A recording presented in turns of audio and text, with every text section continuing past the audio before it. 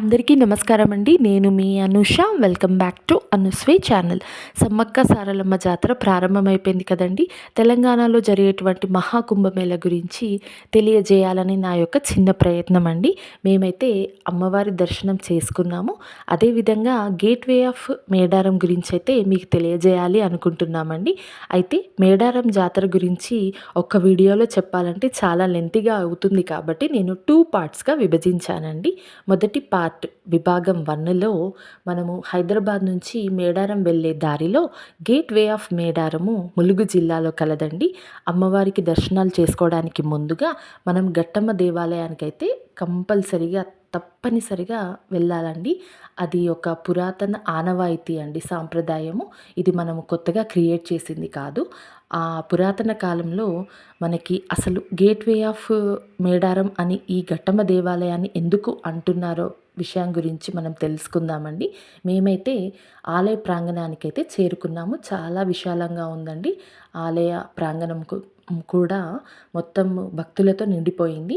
అయితే జాతర సమయంలో మనకి ప్రజల యొక్క భక్తుల యొక్క తాకిడి ఎక్కువగా ఉంటుందని మేము ఒక 1 వీక్ 10 డేస్ ముందుగానే దర్శనానికైతే వచ్చేసామండి, దర్శనం చేసుకోవడానికి. ఈ విధంగా గేట్వే ఆఫ్ మేడారం గట్టమ్మ దేవాలయానికైతే మేము చేరుకున్నాము.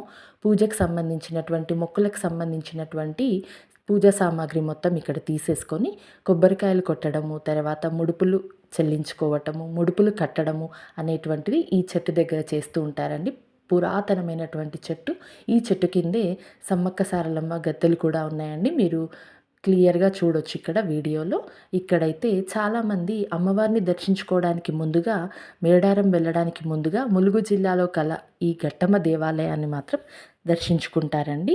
మొక్కులు చెల్లించుకుంటారు, ముడుపులు, తర్వాత కొన్ని రకాల పదార్థాలు కూడా అమ్మవారికి నైవేద్యంగా సమర్పిస్తూ ఉంటారు.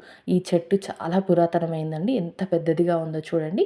ఆ చెట్టు కిందే అమ్మవారి గద్దెలు కూడా ఉన్నాయి. ఇక్కడైతే అందరూ మొక్కులు తీర్చుకుంటున్నారు. మరి గేట్వే ఆఫ్ మేడారం అని ఎందుకు అంటారు ఘట్టమ్మ దేవాలయం గురించి తెలుసుకోవాలి కదండి. అయితే గిరిజనుల కాలంలో గిరిజనులు వారి రాజ్యం కోసం, వారి భూమి కోసం జరిగినటువంటి యుద్ధం ఉంది కదండి. అప్పుడు సమ్మక్క సారలమ్మకు అంగరక్షకురాలిగా, అంటే బాడీగార్డ్గా మన ఘట్టమ్మ ఉన్నారటండి. చాలా వీరోచితంగా గొప్ప యోధురాలిగా వీరమరణం పొందారండి యుద్ధం చేసి. అందుకే చరిత్రలో నిలిచిపోయారు మహాయోధురాలిగా.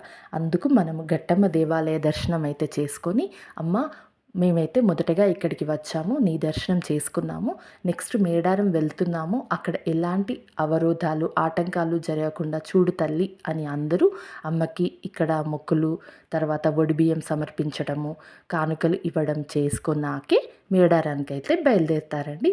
మేము కూడా మా మొక్కులు తీర్చుకొని మా ప్రయాణాన్ని అయితే ప్రారంభించామండి.